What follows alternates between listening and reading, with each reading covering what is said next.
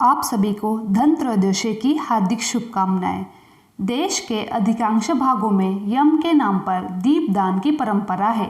दीपावली के 2 दिन पूर्व धनत्रयोदशी पर सायंकाल मिट्टी का कोरा दीपक ले उसमें तिल का तेल डालकर नई रुई की बत्ती रखते हैं और फिर उसे प्रकाशित कर दक्षिण की तरफ मुंह करके मृत्यु के देवता यम को समर्पित करते हैं। तत्पश्चात दरवाजे के बगल में अनाज की ढेरी पर रख देते हैं। प्रयास यह रहता है कि यह रात भर जलता रहे, बुझे नहीं। क्यों प्रकाशित करते हैं यह दीपक, क्या है इसका रहस्य? इस संबंध में एक रोचक और सुंदर पुराण कथा मिलती है। कहते हैं बहुत पहले हंसराज नामक एक प्रतापी राजा था। एक बार वह अपने मित्रों, सैनिकों और अंगरक्षकों के साथ जंगल में शिकार खेलने गया।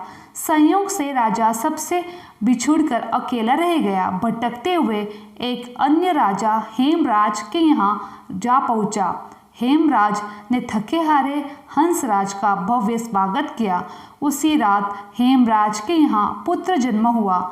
इस खुशी के अवसर पर हेमराज ने राजकीय उत्सव में सम्मिलित होने के लिए आग्रह के साथ हंसराज को कुछ दिनों के लिए अपने यहाँ रुकने को कहा। बच्चे के 6वें दिन एक विचित्र घटना घटी।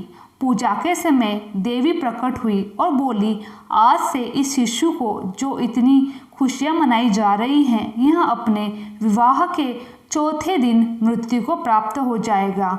इस भविष्यवाणी से सारे राज्य में शोक छा गया। हेमराज और उसके परिजनों पर तो वज्रपात ही हो गया। सबके सब स्तब्ध हो गए। इस शोक पर हंसराज ने राजा हेमराज और उसके परिवार को ढाढ़स दिया। मित्र, आप तनिक भी चिंता मत करें, इस बालक की रक्षा मैं करूंगा। संसार की कोई भी शक्ति इसका बाल भी बांका नहीं करेगी। हंसराज ने यमुना के किनारे एक भूमिगत किला बनवाया। उसी के अंदर राजकुमार का पालन पोषण की व्यवस्था करवाई। इसके अतिरिक्त राजकुमार की प्राण रक्षा के लिए हंसराज ने सुयोग्य ब्राह्मणों से अनेक तांत्रिक अनुष्ठान, यज्ञ, मंत्र जाप आदि की व्यवस्था करा रखी थी। धीरे धीरे राजकुमार युवा हुआ। उसकी सुंदरता एवं तेजस्विता की चर्चा सर्वत्र फैल गई। राजा हंसराज के कहने पर हेमराज ने राजकुमार का विवाह भी करवा दिया। जिस राजकुमारी से युवराज का विवाह हुआ था वह साक्षात लक्ष्मी लगती थी। ऐसी सुंदर वर वधू की जोड़ी जीवन में किसी ने देखी न हो। विधि का विधान, विवाह के 4थे दिन यम के दूत राजकुमार के प्राण हरने के लिए आ पहुँचे।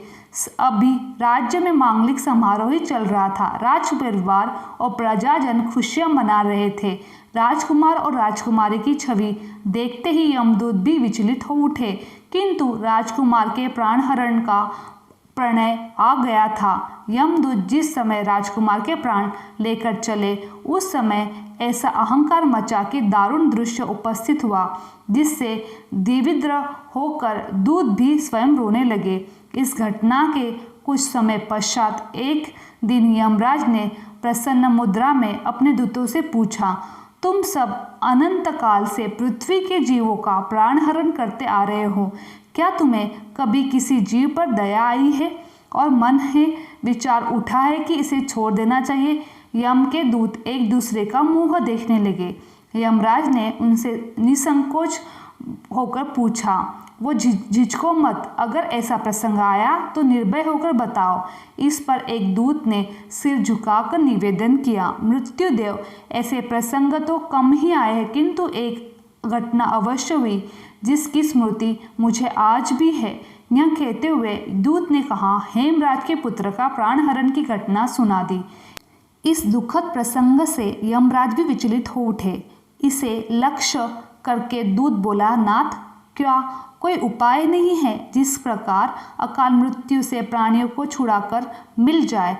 इस पर यमराज ने कहा, जीवन और मृत्यु सृष्टि का अटल नियम है तथा इसे बदला नहीं जा सकता, किंतु धनतेरस को पूरे दिन का व्रत और यमुना में स्नान कर धन्वंतरि और यम का पूजन दर्शन अकाल मृत्यु से बचाव कर सकती है। यदि यह संभव नहीं हो तो संध्या के समय घर में प्रवेश द्वार पर यम के नाम का एक दीपक प्रज्वलित करना चाहिए। इससे अकस्मात मृत्यु और रोग से मुक्ति जीवन प्राप्त हो सकता है। इसके पश्चात धनतेरस के दिन धन्वंतरि के पूजन और प्रवेश द्वार पर यम के दीपक प्रज्वलित करने की परंपरा प्रचलित।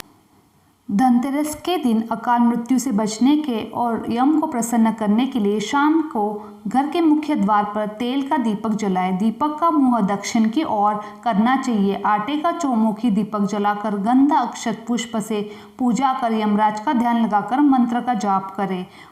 कहाँ जलाए यम का दीपक? माना जाता है कि यम की दिशा दक्षिण दिशा होती है। ऐसे में यम का दीपक दिया घर के दक्षिण दिशा में जलाना चाहिए। यम का दीपक तेल से जलाना चाहिए। यदि किसी घर में प्रवेश द्वार पर मुख्य दक्षिण की ओर यम के दीपक लव दक्षिण दिशा की ओर करके रखें। यम का दीपक शाम 6 बजे से रात 8:03 तक जला सकते हैं। शहर के अनुसार समय में कुछ परिवर्तन हो सकता है। यम दीपक खाली नहीं जलाना जाया जाता है। दीपक के नीचे सफ़ेद धन जैसे चावल, चांदी, रुई, बतासे रख सकते हैं। ध्यान रखें यम का दीपक घर के बाहर ही जलाना चाहिए।